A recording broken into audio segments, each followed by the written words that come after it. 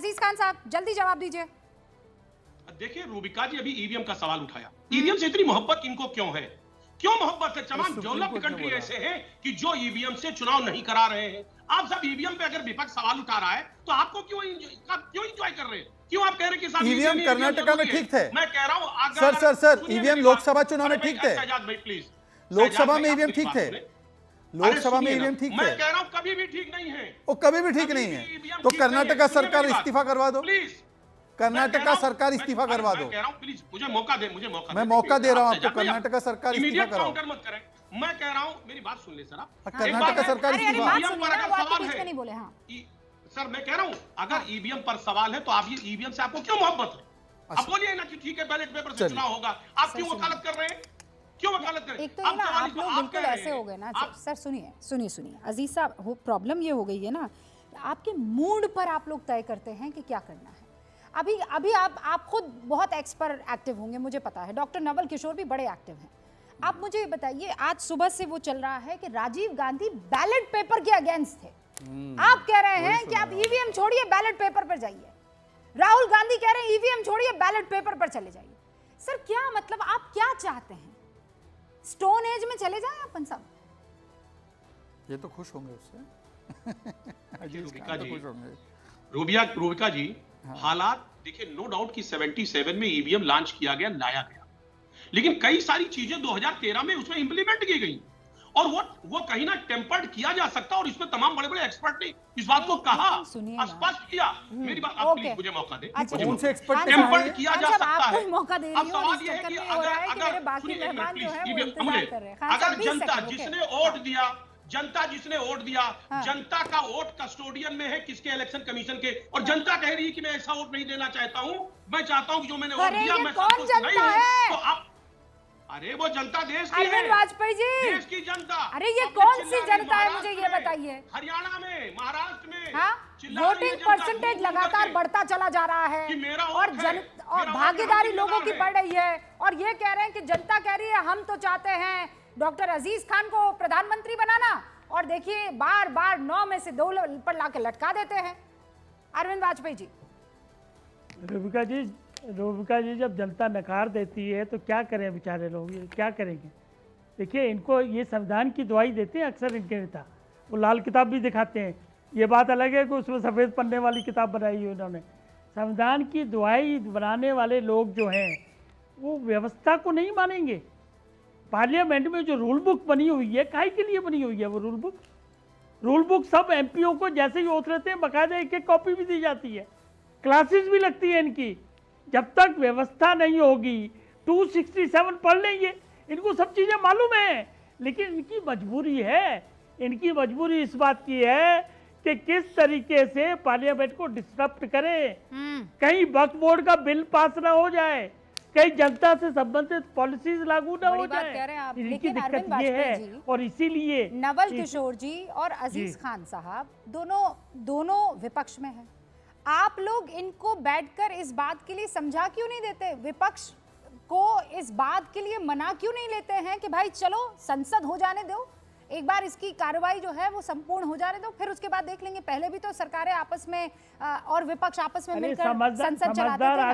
और ज्यादा जिम्मेदारी सर किसकी होती है? रूबिका जी, सरकार की होती है ना। रूबिका जी कल ही सर्वदलीय सम्मेलन बुला के बाकायदा सारी पार्टियों को बुला के ये बातें सब तय की थी उसमें कि भाई आप मुद्दा भी उठाना, कोई मना नहीं कर रहा, लेकिन 0 आवर जो होता है वो तो चलने दो पहले। 267 सब लोग पढ़े लिखे लोग हैं, सब लोग चीज़ों को समझते हैं। 267 उसके बाद हो जाएगा। आपने ठीक दिखाया कि स्पीकर साहब ने क्या कहा कि पहले 0 आवर हो जाने दो, उसके बाद आई विल डिसाइड इट। तो क्या आफत आ गई थी उसमें? अच्छा, 267 पर मैं बात कर लेना चाहती हूं, ठीक है? आप लोग सब तैयार हैं रूल 267 पर बात करने को? अब जरा आप लोग सब तैयार हो जाइए। नवल किशोर जी, ये क्या है ये 267 से आपका प्रेम, और क्यों कह रहे हैं कि 267 ये सरकार इतनी खतरनाक है?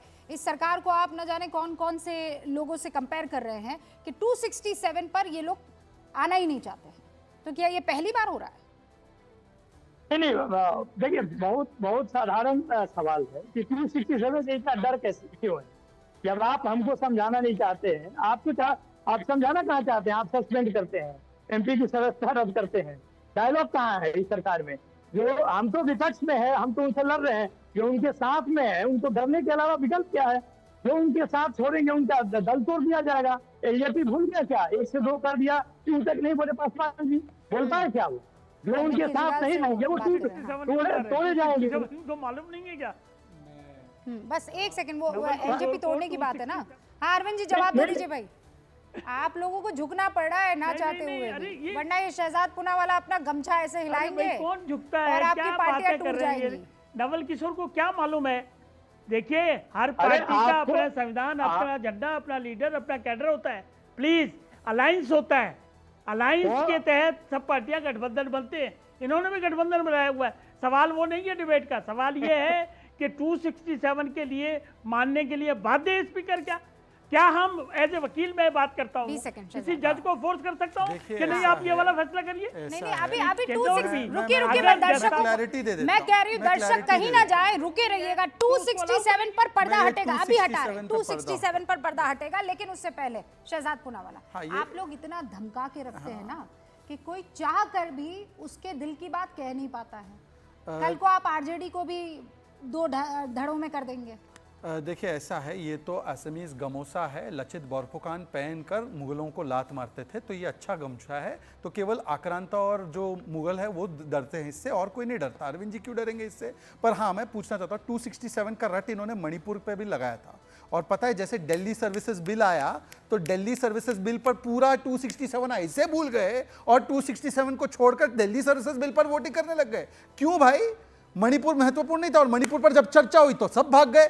दूसरी बात मैं पूछना चाहता हूं, मना लेते रूबिका जी? कोविड वैक्सीन के लिए हमने इनको कितना मनाने की कोशिश की? पूछे अजीज खान से, उनके नेता ने बोला बीजेपी की वैक्सीन है और वैक्सीन ली के नहीं। एक बार अखिलेश जी से पूछ लीजिए, एक बार पूछ लीजिए कि अखिलेश जी ने वैक्सीन ली के नहीं ली। वैक्सीन जैसे मुद्दे पर भी सियासत करने बैठे थे। मणिपुर सुन रहे हैं कि नहीं सुन रहे हैं? वो नवल किशोर आपको मणिपुर याद दिला रहे अरे हैं। मणिपुर का समाधान हो अरे गया क्या? छोड़िए ना भाई साहब, ये तो याद दिलाते रहेंगे इनको। 93 में क्या हुआ, 96 में क्या हुआ, 97 में क्या हुआ, मणिपुर की चर्चा में क्या हुआ, उसके अलावा उन्होंने असम में 1962 में क्या किया, आपने मिजोरम में 1965 में क्या किया। मेरा मुंह मत खुलवाइए नवल जी, मेरा मुंह मत खुलवाइए। अभी अरुणाचल प्रदेश और सिक्किम के चुनाव हुए, कौन जीता? अभी वहां पर बाइपोल हुआ, कौन जीता? आप एक सीट नहीं जीत पाते।